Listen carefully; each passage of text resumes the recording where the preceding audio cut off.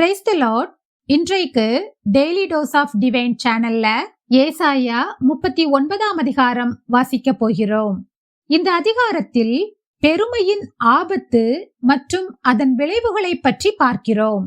யூதாவின் ராஜாவான எசேக்கியா தனது செல்வங்களை, அரண்மனை பொக்கிஷங்களை எல்லாம் பாபிலோனிய தூதர்களிடம் வெளிப்படையாக காட்டி அவர்களை கவர முயற்சிக்கிறார். கடவுள் தனக்கு செய்த நன்மைகளை போற்றுவதற்கு பதிலாக தன் சொந்த பெருமையை வெளிப்படுத்தியதே அவருடைய வீழ்ச்சிக்கு காரணமானது. வளர்ந்து வரும் வல்லரசான பாபிலோனிடம் தன் நாட்டு செல்வங்களை வெளிப்படையாக காட்டியதன் மூலம் எதிர்கால பாபிலோனிய படையெடுப்பிற்கு எசேக்கியா அவரே வழிவகுத்தார். இந்த செல்வங்கள் அனைத்தும் பாபிலோனுக்கு கொண்டு செல்லப்படும் என்றும் அவருடைய சந்ததியினர் சிறைப்பிடிக்கப்படுவார்கள் என்றும் ஏசாயா தீர்க்கதரிசி எச்சரிக்கிறார். ஆனால் எசேக்கியாவோ இந்த அழிவு தன் வாழ்நாளில் நடக்காது என்ற சுயநல எண்ணத்தில் நிம்மதியடைந்தார். இது ஒரு தலைவரின் பொறுப்பற்ற தன்மையை காட்டுகிறது. இந்த ஏசாயா 39ஆம் அதிகாரம் வேதாகம வரலாற்றில் ஒரு முக்கியமான பாலமாக அமைகிறது.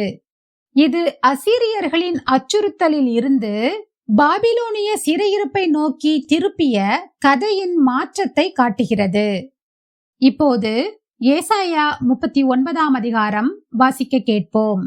கர்த்தாவே, உம்முடைய வேதத்திலுள்ள அதிசயங்களை பார்க்கும்படிக்கு எங்கள் இருதயத்தின் கண்களை திறந்தருளும் சுவாமி. ஆமேன்.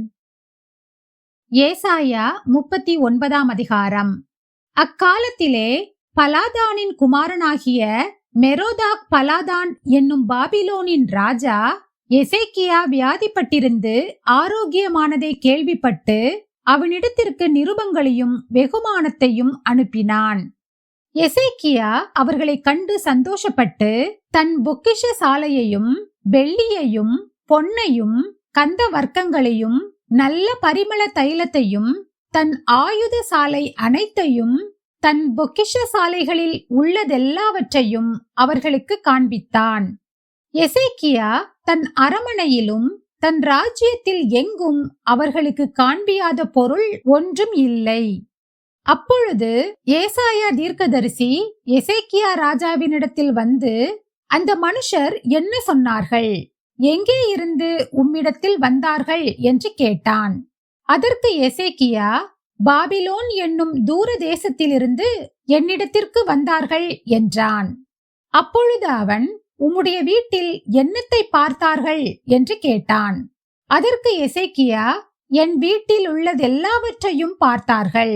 என் பொக்கிஷங்களில் நான் அவர்களுக்கு காண்பியாத பொருள் ஒன்றும் இல்லை என்றான். அப்பொழுது ஏசாயா எசேக்கியாவை நோக்கி, சேனைகளுடைய கர்த்தரின் வார்த்தையை கேளும். இதோ நாட்கள் வரும், அப்பொழுது உன் வீட்டில் உள்ளதிலும் உன் பிதாக்கள் இந்நாள் வரைக்கும் சேர்த்ததிலும் ஒன்றும் மீதியாய் வைக்கப்படாமல் எல்லாம் பாபிலோனுக்கு கொண்டு போகப்படும். நீ பெறப்போகிற உன் சந்ததியாகிய உன் குமாரரிலும் சிலர் பாபிலோன் ராஜாவின் அரமனையிலே அரமனை வேலைக்காரராயிருப்பார்கள் என்று கர்த்தர் சொல்கிறார் என்றான். அப்பொழுது எசேக்கியா ஏசாயாவை நோக்கி, நீர் சொன்ன கர்த்தருடைய வார்த்தை நல்லதுதான் என்று சொல்லி, என் நாட்களிலாவது சமாதானமும் உண்மையும் இருக்குமே என்றான்.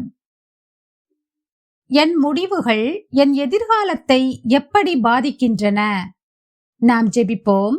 அன்பின் பிதாவே, இந்த அருமையான காலை வேளையை தந்ததற்காக உமக்கு நன்றி ஏசப்பா. இன்றைக்கும் நாங்கள் வாசிக்க கேட்டபடி ஞானத்தோடும் தாழ்மையோடும் வாழ எங்களை வழி நடத்தும். இயேசுவின் மூலம் ஜெபிக்கிறோம் பிதாவே. ஆமேன், ஆமேன். நாம் அடுத்த நாள் வேத வாசிப்பில் சந்திப்போம். God bless you.